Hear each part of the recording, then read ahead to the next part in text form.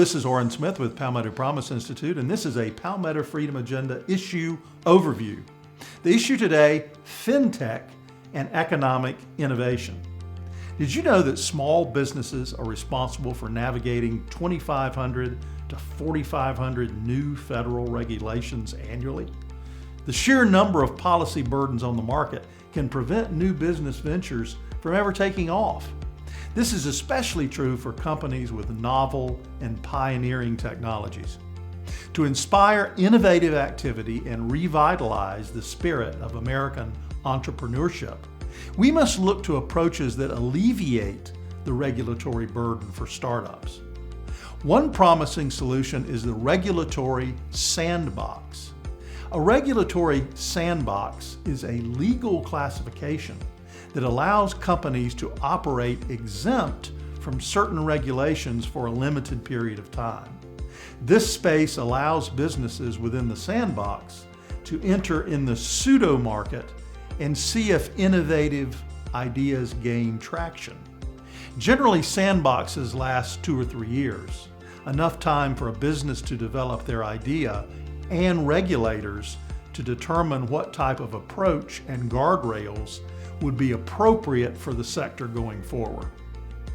Now, sandbox businesses are not relieved from all restrictions. Regulations that impact public health, safety, and consumer protection remain. The framework of a sandbox allows small-scale, live testing of innovations for private firms in a controlled environment under the regulator's supervision. Financial technology, or FinTech, refers to the integration of technology into financial service companies. It primarily involves leveraging new technology to create, enhance, and automate financial services. FinTech includes a range of applications such as online banking, mobile payment apps such as Venmo and Zelle, peer-to-peer lending platforms, and even blockchain technology. Ideally, sandboxes are mutually beneficial for both regulatory bodies and participating companies. Regulators can gain insights from emerging technologies and entities watching FinTech sandboxes. At least 14 states have regulatory sandboxes, including our neighbor North Carolina, which has a FinTech and insurance sandbox. Regulatory sandboxes are typically aimed at financial institutions and FinTech startups. However, Utah, Arizona, and Kentucky have recently created all-inclusive sandboxes, meaning any business may apply to participate with no limitations based on industry. As South Carolina thinks about our own regulatory sandbox, we can look to these states as examples of what is possible.